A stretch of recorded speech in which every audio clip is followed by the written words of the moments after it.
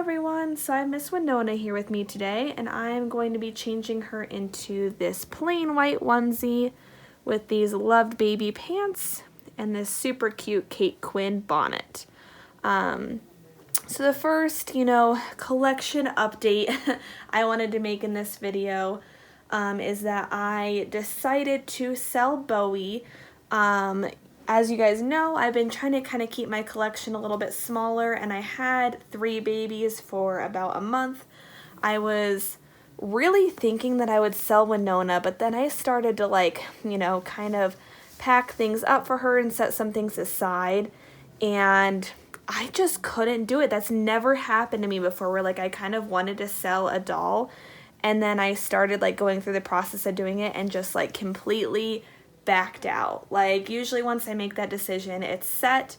But I just started looking at all of these beautiful details again, and Paz's painting style, Holly Paz's painting style is just so remarkable, and it's just, I feel like if I sell her, I'm never gonna get a Paz baby ever again, because I don't like getting artist duplicates, and her work is going for a lot more than it did when I got Winona. And so I was just like, this is a type of doll that I'm never going to get again. And I was like, oh my gosh, I just can't do it. So instead I decided to sell Bowie.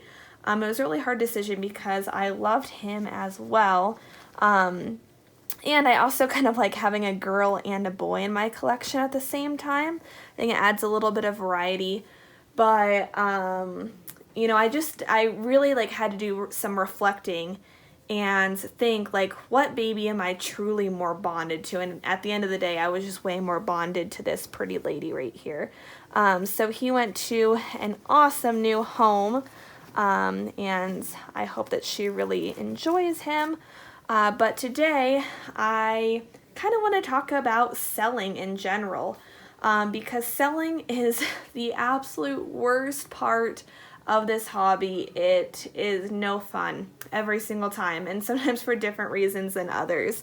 But I was really putting off the selling process for a doll for so long, because I'm oh my gosh, it is just so much work, and it takes so much time to kind of communicate with everyone and answer everyone's questions, and it's just an overwhelming process. And I was kind of drawing it out, kind of slowly, posting my doll on one site or on Instagram or one thing or another. And eventually I was just I'm going to post it on every selling site that I know of, and I'm going to see what happens. And it actually kind of turned into kind of a weird social experiment in my mind. So I want to go through my findings with you guys.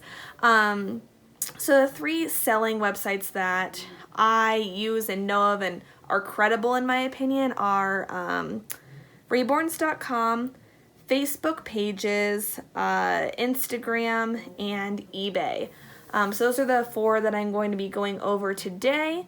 I'm going to be going from my least favorite to my most favorite, and kind of giving you guys some pros and cons on each. So my least favorite to sell on is eBay.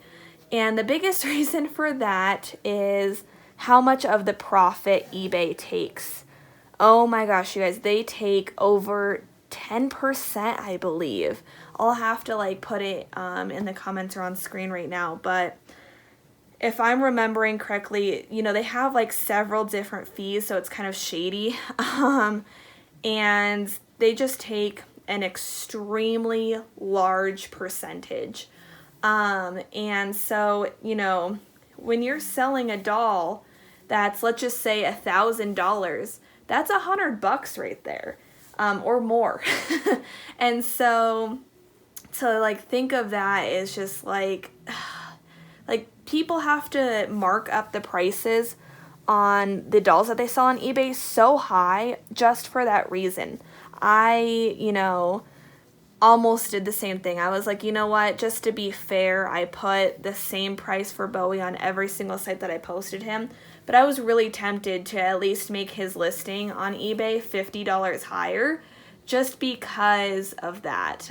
It is ridiculous. And then if you want to do auction, that's a pain in the butt, because if you put it on like a lower price and you only get like one bidder, and if like, let's just say that you're on, bidding, and one person has bid on your doll, but you have already sold the doll like on another site, like let's just say you had it on multiple, if you cancel that listing, you pay for it. So that's like another part that sucks. I mean, if it has no bids on it, you can cancel it without any issues, but like, yeah, so that's the frustrating part for me with eBay. However, oh, and another thing I don't particularly like about eBay is you don't really know who you're selling to. Based on like some of the comments that I got with, or some of the questions that I got with Bowie, they sound like the grammar was just so bad. I was like, this has to be like a younger child asking questions about the doll. And so, I kind of like worry about like sending the doll that I really love and that I really, care about, to like a home where they might be mistreated. And I mean, that's always like kind of a possibility. But with eBay, like, literally nothing about the seller. You don't know their age, you don't know what they look like, you basically just know where they live, and that's it. And so, yeah. But the good thing about eBay is, like, you are kind of marketing to, like, a wider or bigger number of people, and you're actually marketing to people who, are looking for something to buy. Like, a lot of times when you're on eBay, you might be kind of just looking for fun. But, in the back of your mind, like, you're interested in buying. Let's be real here. So that is nice. Also, I've noticed, like, eBay has less time wasters. Like, usually people will just ask you one question, and then you answer the question, boom, done. Like, it's not like, 3 days of asking questions and they just disappear. So that's kind of another nice thing about eBay. It's kind of like a quick and easy option, just super expensive. And then my, number 3 on the list is going to have to be Instagram. The reason why I don't really like selling on Instagram is I don't have a big following. This is probably going to be different if you have a big following, but I don't really have a whole lot of active followers, and so a lot of my followers are, probably not looking to buy at the moment, and so I'm not really getting to like a very big market, especially since my Instagram is on private. Even if I like do the hashtag Reborn for sale, it's only getting to my followers technically. And so I just don't really get like a whole lot of people who are truly interested on Instagram.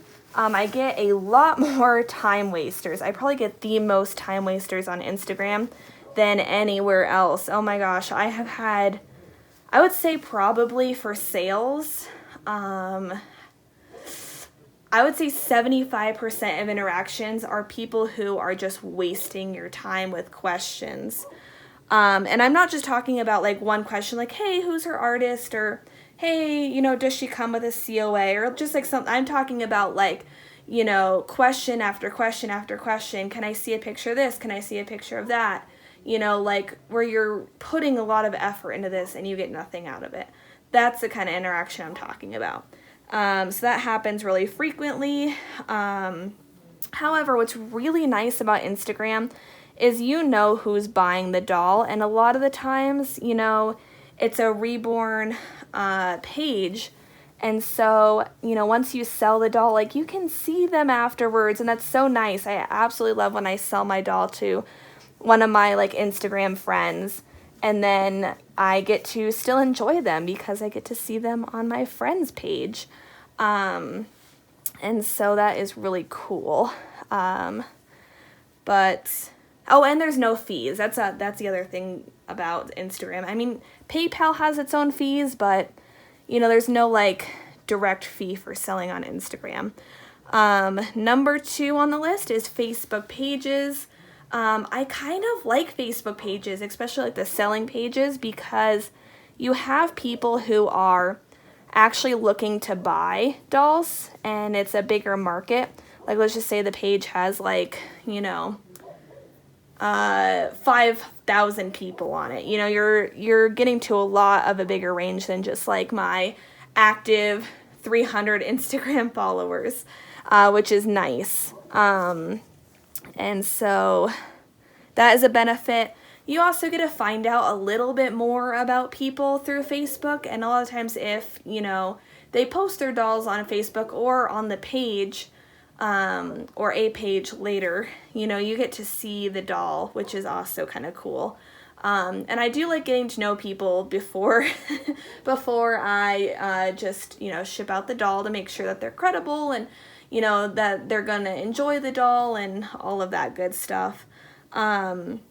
They also don't have any fees, just the typical, you know, PayPal fee.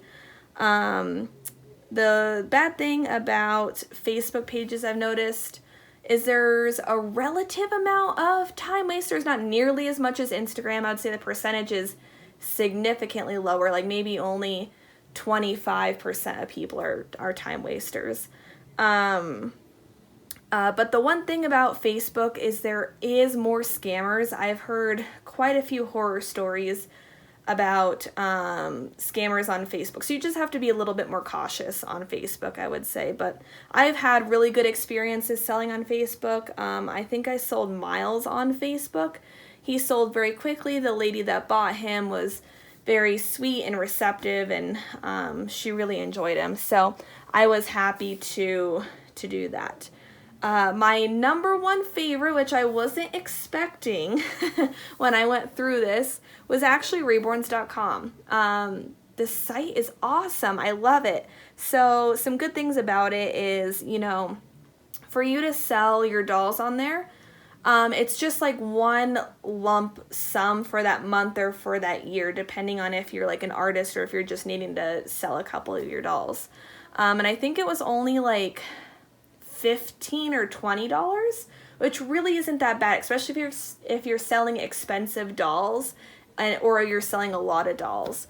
In my case, it was just one expensive doll, but it was worth it. A lot cheaper than eBay. And the nice thing is I feel like a lot of people who have been in the Reborn hobby for a little bit longer are on Reborns.com, so you don't really get a whole lot of time wasters. You get, you know, more adults that have been in the hobby for a little while, not just someone who's like, hey, my daughter is talking about this Reborn thing, I'm gonna go look on eBay for one. It's a little bit more Reborn community based, I would say. You get to know who you're selling to a little bit better. I actually do like Reborns.com's messaging system.